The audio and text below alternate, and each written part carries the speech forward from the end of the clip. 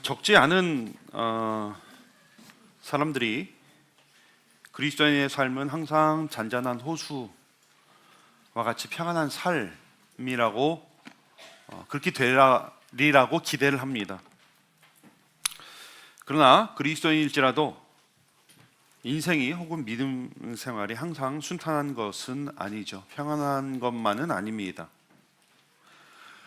오히려 성경은 약속의 땅에도 기근이 올 수 있다, 여러 번 얘기를 합니다. 믿음이 없어도 시험이 오고 믿음이 있어도 시험이 옵니다. 다만 그리스도인이 당하는 시험은 그 의미와 고난과 가치는 다릅니다. 그리스도인들은 시험과 고난을 통해서 개인 신앙 인격이 성장할 뿐만 아니라 하나님을 더 깊이 경험하게 되고 그것을 통해서 하나님을 아는 지식이 자라나게 되며 그리고 그 끝에 진정한 평안이 무엇인지 알게 됩니다. 오늘 우리는 바다 한가운데서 풍랑을 만난 제자들의 이야기를 읽었습니다.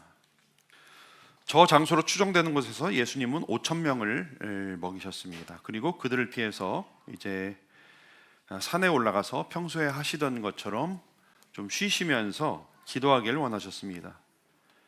그래서 예수님은 산으로 가시고 제자들을 먼저 갈릴리 이 바다를 건너서 벳세다라고 하는 곳에 이렇게 보내셨습니다. 갈릴리 호수는 평소에는 되게 평안한 곳입니다. 평화로운 곳인데 이 호수는 산으로 둘러싸여 있고 그 다음에 해수면보다 낮습니다. 그래서 주로 밤에 갑작스러운 돌풍이 일어나고 풍랑이 나서 사고도 꽤 있다고 합니다. 제자들이 배를 타고 바다를 건너던 중 아마 밤 3시경에 그런 풍랑을 만났던 것입니다. 제자들이 아무리 노를 저어도 풍랑을 벗어날 수 없었습니다. 힘은 점점 더 빠지기 시작했고 아마도 거의 좌초 직전까지 간 것 같습니다. 근데 예수님은 그 모습을 보시고 그들에게 오셨습니다. 무리를 걸어오셔서 그들의 배에 오르셨습니다. 그러자 곧 바람은 그치고 바다와 제자들은 평정을 찾게 되었습니다. 이에 제자들은 심히 놀랐다, 이렇게 오늘 말씀은 기록하고 있습니다.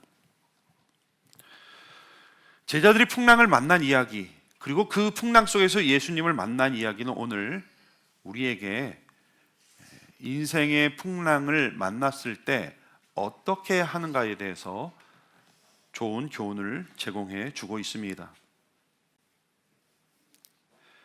첫 번째, 오늘 말씀 48절에 보니까 보시고라는 말씀이 나옵니다. 보시고. 오늘 말씀 제자들이 바다로 가서 바람을 거스려 힘겹게 노를 젓는 것을 예수님이 보셨다라고 기록하고 있습니다. 여기서 보셨다는 말이 중요합니다. 예수님이 시력이 되게 좋으셨던 것 같아요.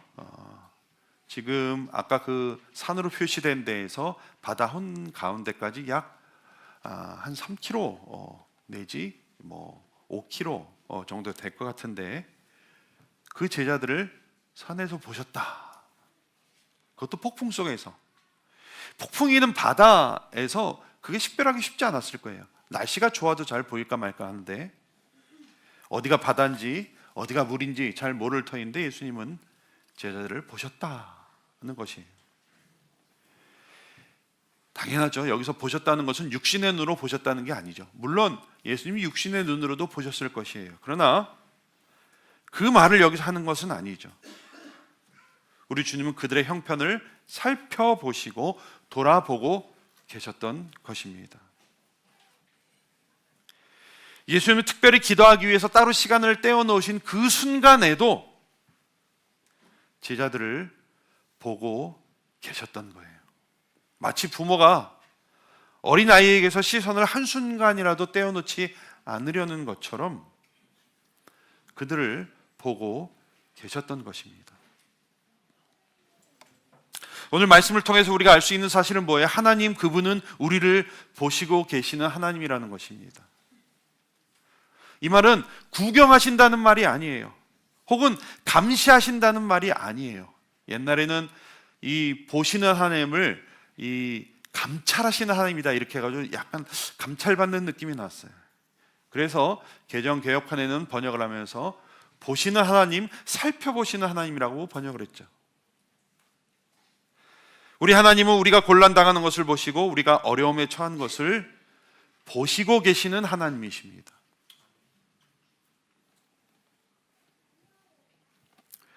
창세기 16장에 보면요, 하갈이라고 하는 여인이 나옵니다. 하갈이 누굽니까? 하갈 엑스트라예요. 그냥 철저히 이용당했던 여자입니다. 아브라함과 그 아내 사라가 믿음이 부족해가지고 하나님이 금방 아들을 주실 줄 알았는데 믿지 못했어요. 의심했어요. 기다리지 못했어요. 그래서 할 수 없이 그 여종을 통해서 아이를 가지려고 했는데 그 여종이 바로 하갈입니다. 인위적으로 믿음이 없어서 자녀를 얻기 위해서 도구로 사용했던 여자였어요. 믿음으로 하지 않는 것에는 항상 불행한 결말이 있죠. 사라는 임신한 하갈을 질투하게 되고 핍박해서 결국은 하갈은 사막으로 도망하게 됩니다. 사막에서 이 목이 말라가지고 거의 죽게 되었을 즈음에 마음도 상처받고 이제 육신도 이제 죽을 것 같은 바로 그 순간에 하나님의 사자가 나타나셨습니다. 그리고는 너무 실망하지 마라, 너무 걱정하지 마라, 너를 통해서 나오는 그 아이도 큰 민족을 이루게 해주겠다 이렇게 약속하셨어요. 그 여인은요, 자기는 그냥 엑스트라인 줄 알았어요. 그냥 이렇게 이용만 당하는 여자인 줄 알았어요. 근데 하나님이 나타나셔서 아니다, 내가 너한테 나오는 그 자녀를 통해서도 큰 민족을 이루게 하시겠다 약속해 주셨어요. 그래서 그 여인이 큰 힘을 얻고 다시 집으로 돌아가서 이스마엘을 낳게 됩니다. 철저하게 도구로 사용된 여인이요, 주인에게 버림받은 여인, 아이를 가졌으나 질투 때문에 떠나서 사막에서 죽을 수밖에 없었던 그 여인. 그러나 그 사람을 하나님은 외면하지 않으시고 돌아보시고 축복하셨습니다. 그때 하갈이 뭐라고 고백했냐면, 하갈이 자기에게 이르신 여호와의 이름을 나를 뭐라고요? 살피시는 하나님이다. 영어로 보면은 나를 보시는 하나님이시다.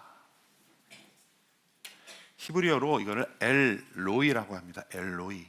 엘로이 대신 하나님이시다. 하갈이라도 약속의 사람이 아니더라도 엑스트라라도 도구에 이용당하는 종이라도 하나님이 보시고 하나님이 돌보시고 하나님이 살펴보셨다. 하물며 오늘날 하나님은 그의 백성이여 자녀인 우리를 돌아보고 계신 줄 믿으시길 바랍니다. 여러분, 하나님은 우리를 살피시는 하나님이세요.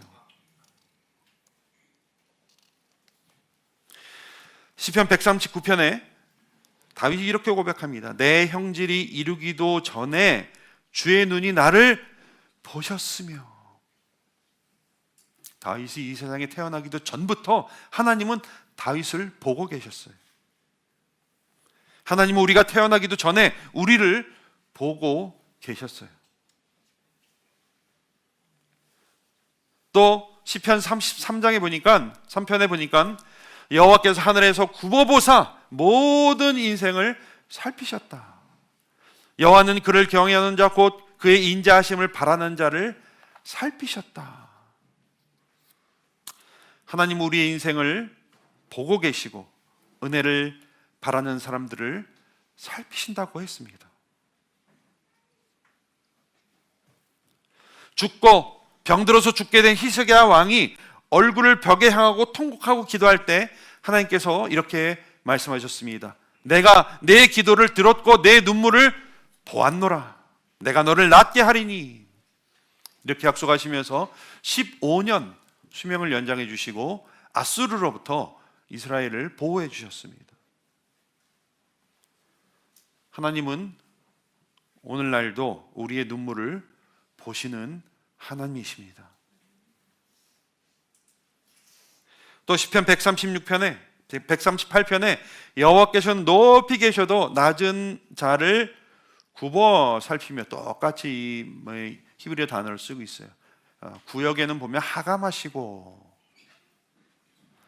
하나님은 늘 낮은 자, 겸손한 자들을 굽어 살피시고 하감하신다. 성경은 이렇게 명확히 기록하고 있습니다. 오늘 우리의 하나님은 우리를 보고 계시는 하나님이십니다.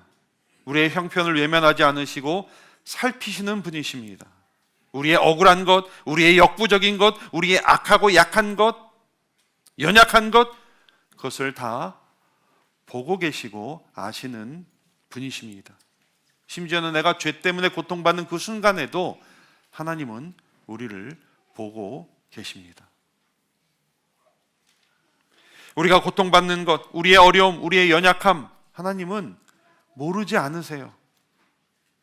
다 보고 계시고 다 알고 계시는 것입니다. 폭풍 가운데 있는 우리를 보고 계시는 분, 그분이 우리의 하나님이십니다.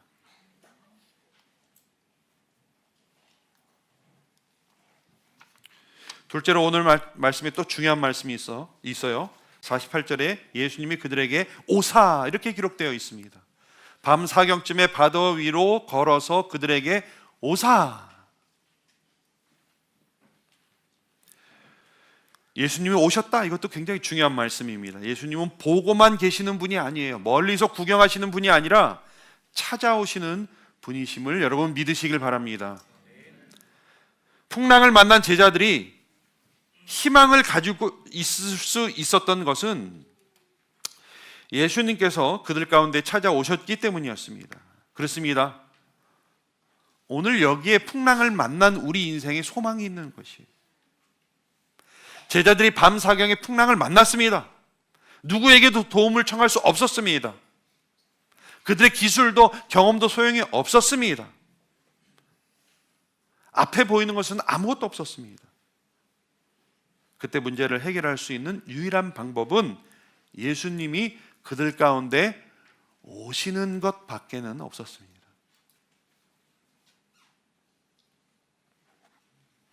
오늘 우리가 이 땅에서 어려움을 당할 때에 때로는 우리는 우리의 힘으로 헤쳐나가려고 합니다. 때로는 주변 사람들의 힘을 빌리기도 합니다. 그러나 어떨 때에는 내 힘과 경험과 지식이 소용이 없고 주변에서도 아무런 도움이 안 될 때가 있어요.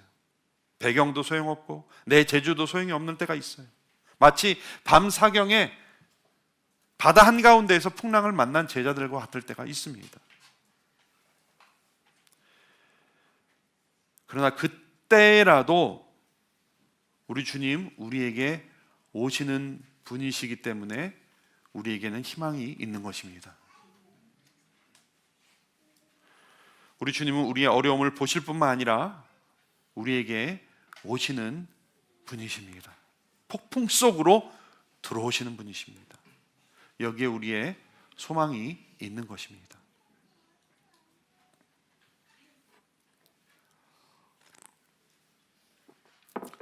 구약성경 다니엘서에 보면 다니엘의 세 친구가 나오는데 사드락과 메삭과 아벳느고가 있었어요. 그런데 그들이 끌려갔던 바벨론의 느부갓네살 왕이 왕의 신상에 절할 것을 강요합니다. 그렇지 않으면 죽이겠다, 불에 던지겠다 했는데 이 다니엘과 세 친구는 대답합니다. 하나님은 우리를 구해 주실 것이다. 그리 아니하실지라도 나는 하나님만 섬기겠다, 이렇게 대답을 합니다. 그러니까 이 느부갓네살 왕이 화가 났습니다. 그들을 아끼는 마음도 있었지만 한편으로는 감히 하면서 그들을 불 속에 던지는데 그냥 던지는 게 아니라 불을 7배나 더 뜨겁게 하고 그들을 불 속에 던집니다. 그런데 그때에 누가 넘겨주시면 좋을 것 같아요. 그런데 그때에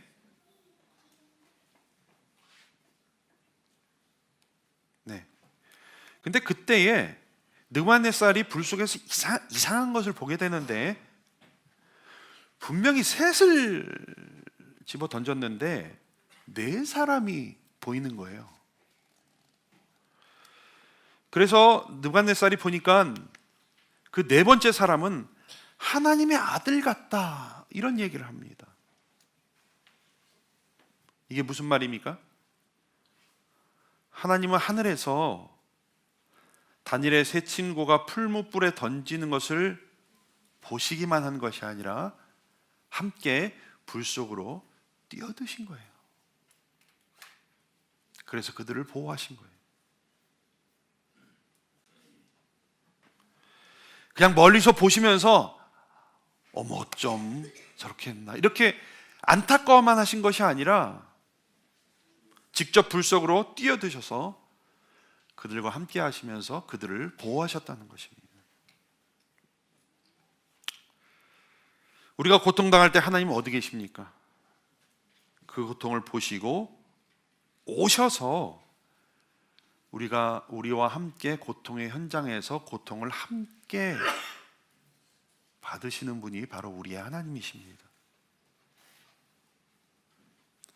안타까워만 하지 않습니다. 고통 속으로 들어오시는 분입니다. 우리가 시험 당할 때에 우리 주님 어디 계셨냐 하면 바로 그 시험 당하는 그 현장에 우리와 함께 고통을 당하셨다고 하는 것입니다.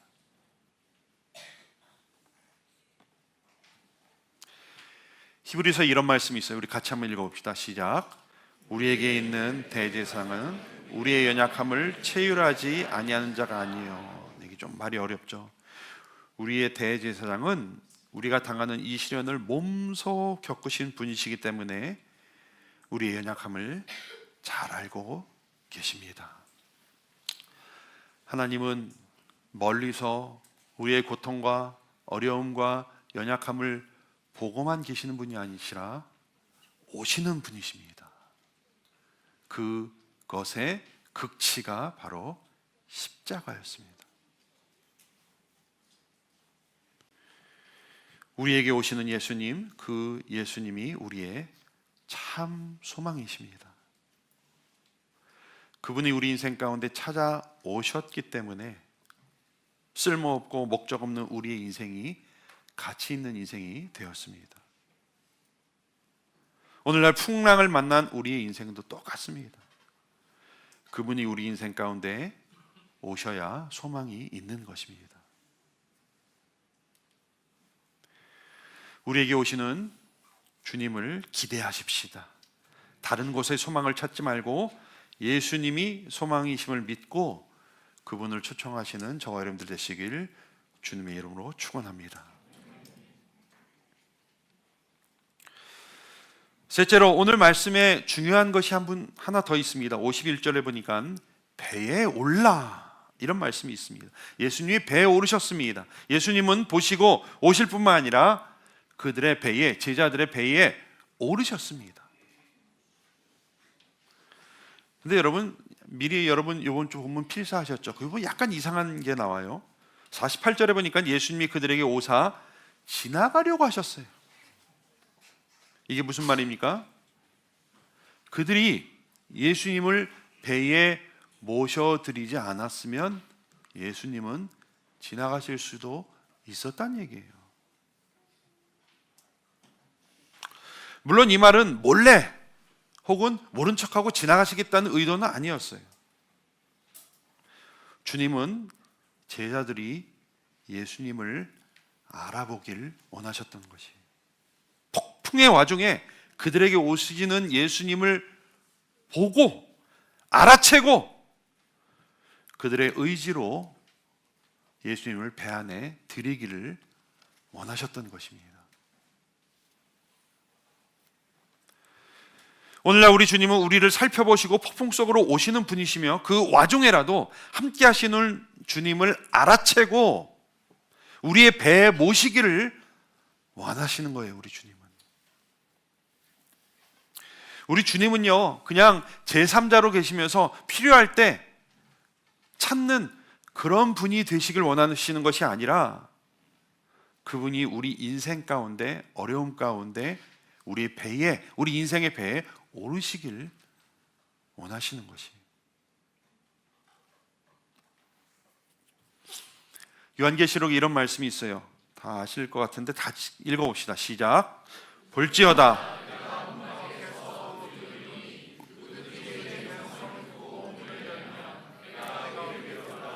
그로 더불어 먹고 그는 나로 더불어 먹으리라. 여러분, 이 말씀이요, 믿지 않는 사람을 향한 말씀이 아니에요.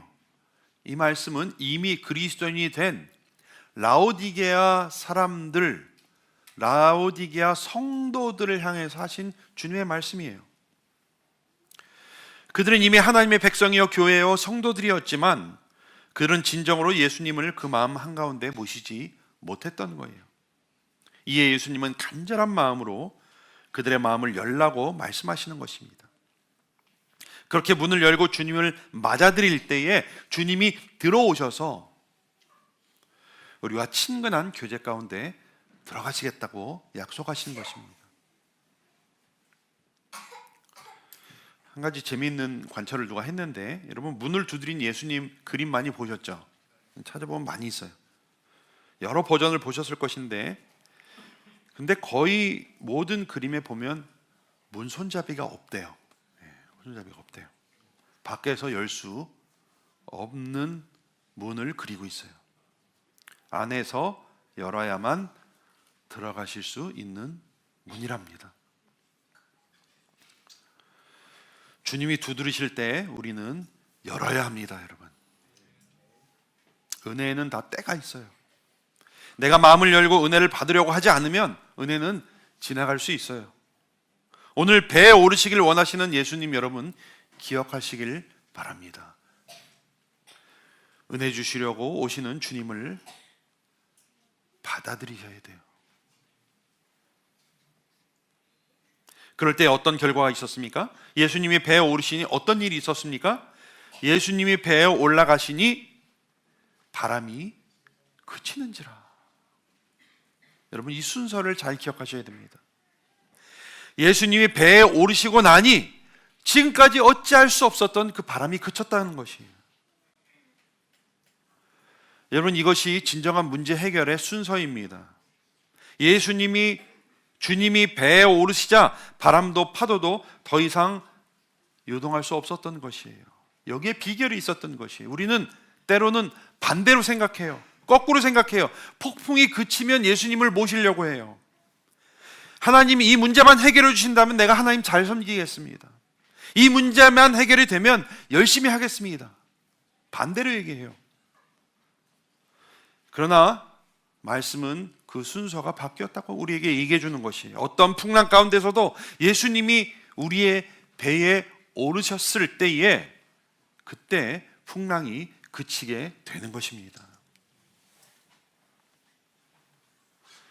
오늘 우리는 이 땅에 살아가는 동안에 여러 문제를 당하게 되지만 때로는 그 문제에 너무 골몰할 때가 있어요. 그 문제 자체를 해결해 달라고 예수님께 매달립니다. 그러나 우리 주님은 풍랑이 일어났을 때에 그 풍랑 자체보다는 먼저 그 마음과 그 인생의 중심에 예수님을 모셔드리기를 원하시는 거예요. 풍랑이 먼저 쑥으로들고 예수님이 배에 오르신 것이 아니었습니다. 먼저 예수님이 배에 오르시니 풍랑이 잠잠해졌습니다. 한 치 앞도 내다볼 수 없는 우리 인생 가운데 폭풍우까지 겹치면 얼마나 힘듭니까? 어디서 우리가 평안을 얻을 수 있습니까? 바로 예수님이 우리 인생의 주인 되실 때, 우리 인생의 배에 선장이 되실 때 폭풍은 잦아드는 것입니다. 우리 가정의 배, 자녀를 태운 배에 주님이 선장 되셔야 합니다. 우리 건강의 배에, 인간관계의 배에 주님이 선장 되셔야 됩니다. 우리 재정의 배에 우리 주님이 캡틴이 되셔야 돼요. 그럴 때에 풍랑은 더 이상 풍랑이 아닌 것입니다. 오늘 주님이 보시고 오시고 배에 오르셨을 때에 제자들이 풍랑 속에서 평안을 찾은 것처럼 오늘 우리가 인생의 풍랑을 만났을 때에 우리를 보시고 오시고 우리 인생의 배에 오르시는 주님, 그분만이 소망임을 다시 한번 기억하시길 주님의 이름으로 축원합니다. 그리고 그분께 우리 인생을 맡기시길 바랍니다. 오늘 세 가지를 우리가 살펴봤습니다. 우리를 보시는 하나님이시고 우리에게 오시는 하나님이시고 우리의 배에 오르시는 하나님이십니다. 자, 이것을 간단히 그럼 우리는 어떻게 할 것인가 적용해 봅시다. 우리를 살펴보시는 하나님이 이제는 우리가 주를 바라봐야 될 줄로 믿습니다. 우리에게 오시는 하나님, 이제는 우리가 주께 나아가야 될 줄로 믿습니다. 우리가 배에 오르시길 원하시는 하나님, 보시고 오신 그분을 빨리 알아보고 모셔드리고 이제는 우리가 함께 거해야 될 줄로 믿습니다. 주를 바라보시고 주께 나아가고 주와 함께 거함으로 거친 풍랑을 이겨나가시는 저와 여러분들 되시길 주님의 이름으로 축원합니다. 기도드리겠습니다. 하나님, 우리가 평생 정말 평안하게 살고 싶지만 여러 가지 이유에서 우리가 풍랑을 만납니다. 그러나 그때라도 우리는 실망하지 않습니다. 우리를 보시고 계시고 우리에게 오셔서 우리 인생의 주인 되기를 원하시는 오히려 그 주님을 빨리 알아보고 그 주님을 우리의 배의 선장 삼아 우리 인생의 선장 삼아 그 풍랑을 능히 이겨나갈 수 있는 저희가 되게 하시고 그래서 우리로 더욱더 주님을 깊이 신뢰하게 하시고 또 주로부터 받는 그 평안을 누리는 저희들 할 수 있도록 우리를 축복하여 주시옵소서. 예수님의 이름으로 기도드리옵나이다. 아멘.